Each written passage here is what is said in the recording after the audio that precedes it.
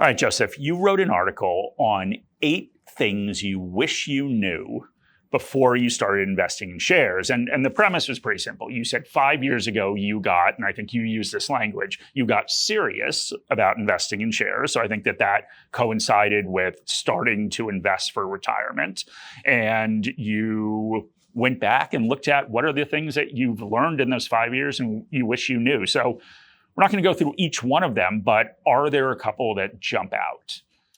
Yeah, so obviously the lessons that every investor takes from their own experiences will be different. But the ones that have really stuck with me were how useful it would have been to have a better plan in the first place. Not needing to approach things like a pro. I think that's something that a lot of investors get sucked into when they don't need to. And also the dangers of overtrading, which I've written about quite a lot, but I think are really important for especially people buying individual shares. They really need to take that into account. Okay, so let's talk about the plan one first. So we'll go back and we'll say, okay, what was it like investing? What was your approach when you had no plan? So I guess what was your approach 5 years ago when you started investing in shares seriously?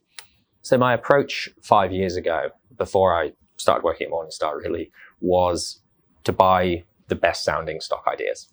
And I think that's what a lot of investors do. We come across a lot of stock ideas. If you're interested in investing, your algorithm will serve you up dozens a day at times. And I was just basically investing in the ones that sounded most compelling to me. The problem with that is that a few years down the road, you can end up with a portfolio that really doesn't make that much sense when you actually think about it in the kind of context of your goals. What you want is really the ideal situation is for your investments to be a vehicle to the goals that you want to achieve. And you'd want your portfolio to kind of make sense. If you told someone your goals, they could probably look at the names in your portfolio and think, yes, I get what you're trying to do here. Whereas with me, it was probably a case of having a really random collection of stocks and not having that kind of driving force behind them or, the kind of anchor. And do you think you also made a comment about over trading? Do you think now that you do have a plan that has helped reduce the amount that you traded? I think one of the best things about having a firm plan and a firm idea of what you want to own in the first place is that it makes you buy fewer things in the first place. So that's kind of one half of the overtrading equation. And it really sets kind of a higher bar for things to get into the portfolio in the first place. And it just it adds steps and hurdles that you have to pass before you actually get to an investment decision. So I think it's led to better things getting into the portfolio and just fewer investments in general. But I would say that the real thing that turned me on to the dangers of overtrading was actually looking back after a few years and looking at the dollar cost of what overtrading was actually doing to my returns. Yeah, which I think is great. And I think most people don't do that. And none of us want to obviously go back and dwell on our mistakes. But yeah, going back and looking, and I know you obviously wrote an article on that, going back and looking a couple years back is, really informative, which clearly it was for you.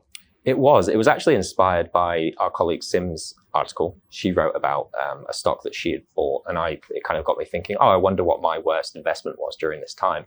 And I think I was quite lucky because when I started investing coincided with kind of the COVID bounce, that there weren't actually too many at the individual stock level that were dreadful. But what I did see when I was going back through those account figures was how much I'd spent on commissions. And it was absolutely shocking. It was worse than any one bad stock pick would have hurt your portfolio. Yeah. And then let's talk about the middle comment you made, which is something I definitely really believe in. You said that one of the things you wish you knew was that you don't have to act like a professional. And do you want to expand a little bit on that one? Well, I think that you don't realize it at the time, but individual investors and professional investors actually have very different goals and motivations. So all that matters really in terms of returns for an individual investor is, are you getting to the goal that you want to get to in the right time frame? So the goal for my portfolio is to have a comfortable retirement in 30 years' time. Contrast that to a professional, and even if they really don't want to give into the pressures of this, they do need to perform well on a short-term basis as well. So it's just completely different incentives. And the potential problem for individuals is that all of the books that we read are written by professionals, and quite rightly so. But it's always done through this kind of lens of, how did this person do against the market? And we become obsessed with that, and especially over short-term horizons. I think probably the easiest way to harm your long-term returns is to try and over-optimize the short-term returns. Yeah, exactly. And I think the thing that's interesting is that people don't pick up on that. If you were to drive to work today, you would not use the same techniques as an F1 driver. People realize that that's a different thing, but seemingly not with investing. I just think it's because, as I said, the books, all of the media, it's kind of angled through that professional lens. And you can really take a step back as an individual and lean into an edge, actually, by choosing consciously to not behave like that. All right, great. So we went through 3 of the 8. So there is a link to your article. So if people want to see the other 5 things you wanted to know, they can read your article. But thank you very much. Thank you very much.